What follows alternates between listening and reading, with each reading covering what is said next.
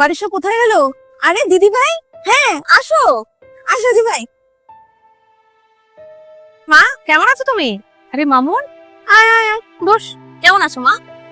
আমি ভালো আছি। তোমরা বসো, গল্প করো। দিদি আমি তোমাদের জন্য চা করে নিয়ে আসছি। তুমি দাঁড়াও একটু, তোমার জন্য আজকে জিনিস নিয়ে এসেছি। আমি আজকে সোনার দোকানে গিয়েছিলাম, আর ওখানে না আমার চুড়িগুলো খুব পছন্দ হয়েছে, তাই একটা চুড়ি তোমার জন্য এনেছি আর একটা আমার জন্য এনেছি।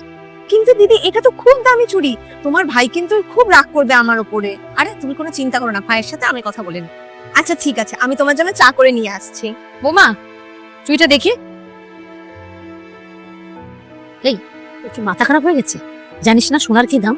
এই সোনা তুই আনতে গেছিস ওর জন্য? আমি জানি মা, সোনা অনেক দাম, কিন্তু আজকে যদি আমি আমার ভাইয়ের বউকে এটা যদি গিফট করি, তাহলে ওর চোখেও তো আমার মান সম্মান বাড়বে বলো। তুই এইসব দিয়ে তোর মান সম্মান বাড়াচ্ছিস না, তুই ওর লোভ বাড়াচ্ছিস। কেন মা? আমার ননদ তো আমাকে এরকম গিফট করে, তাই বলি তো আমার লোভ বেড়ে যাচ্ছে? আজকাল এমনি কারোর কাছে টাইম নেই মা।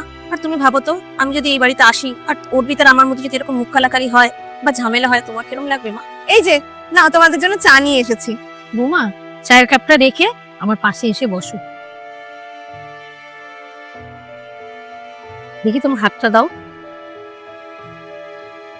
বাহ, খুব সুন্দর লাগছে তোমার হাতটাতে। সত্যি দিদি, চুড়িটা খুব সুন্দর হয়েছে, কিন্তু আমি একটা শর্তেই তোমার কাছ থেকে চুড়িটা নেব। কি শর্ত বলো? আমিও আজকে তোমাকে কিছু দিতে চাই। আরে অর্পিতা, আমার কিচ্ছু চাই না। এইটা আমি তখনই নেব যখন তুমি আমার সাথে আজকে একটু শপিং মলে যাবে। ঠিক আছে বাবা, যাবো। খুব সুন্দর হয়েছে এটা।